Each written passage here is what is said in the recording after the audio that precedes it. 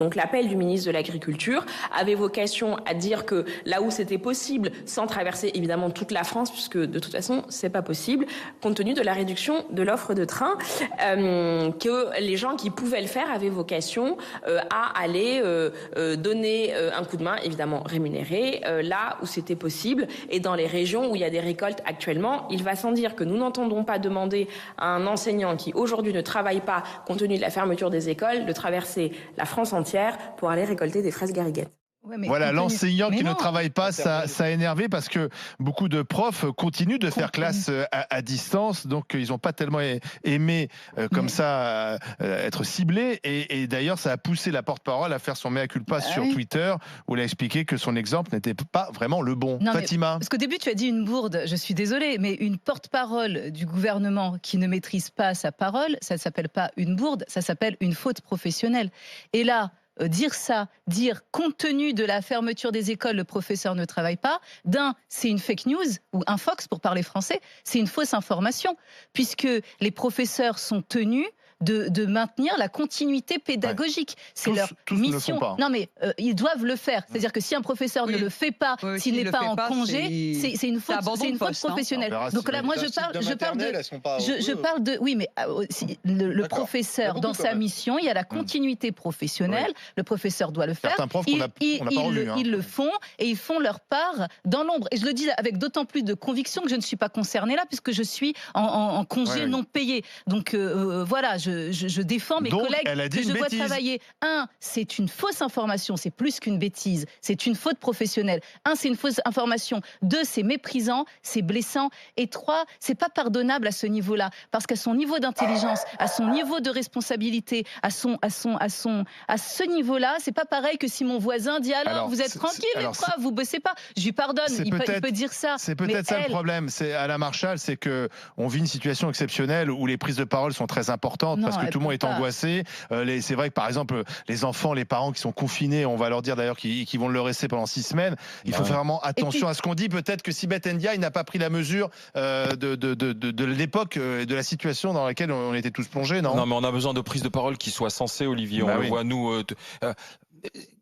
tous les jours, tu peux très bien à un moment dire écoutez, voilà, stop, pause, tu vois, et puis tu viens juste parler pour dire des choses sensées, tu vois, ça revient à ce qu'on disait tout à l'heure pour Blanquer, quoi. La multiplication des messages, en fait, fait que tout est contradictoire et qu'on a du mal aujourd'hui à suivre quelle est la ligne. Aujourd'hui, le seul truc sur lequel le gouvernement doit se concentrer, et on le voit autour de nous, on le voit en le faisant les GG tous les jours, regarde ce qui vient systématiquement dans la conversation, c'est 1, combien de temps le confinement doit durer, 2, où sont les moyens pour les soignants.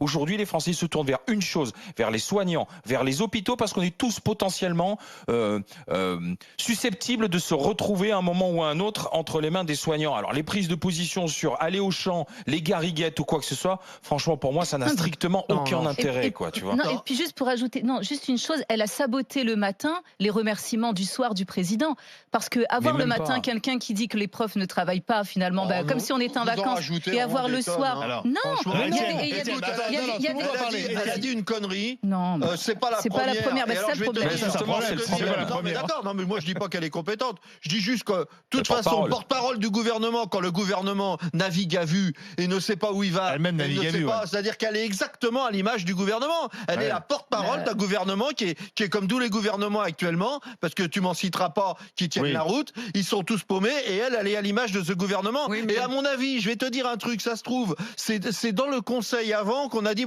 par exemple les profs qui bossent pas, ils peuvent y aller en donnant cet exemple. Il y a aussi des instituts qui travaillent pas.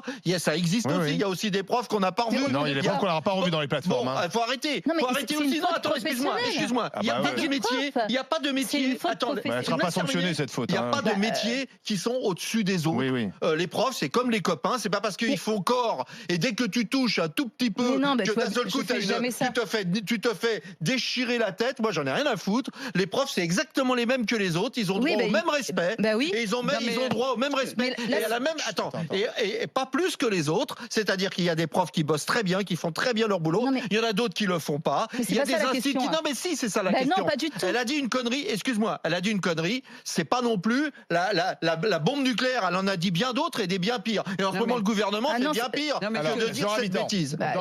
Il faut quand même pas oublier que dans un gouvernement, ces gens sont là parce qu'ils sont censés diriger un pays, diriger un peuple au milieu du monde, et ils sont censés faire en sorte que la population ne soit pas déstabilisée, prise d'angoisse, dans le complot, etc. Or, on a des gens au pouvoir qui, individuellement, parfois, ou de manière collective, en rajoutent, ne sont pas à la hauteur de l'enjeu et suscitent, parce que n'importe qui devant sa télé, on n'est pas égaux. On lit pas les choses de la même façon, on les reçoit pas de la même façon, on les interprète pas de la même façon.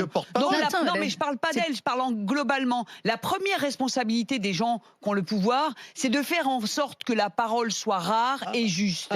Et rare et juste. Or, aujourd'hui, on a un flot continu et après, on va taper sur monsieur et madame tout le monde qui déverse des thèses complotistes. Mais moi, je m'en fous de monsieur et madame tout le monde. Il fait ce qu'il veut.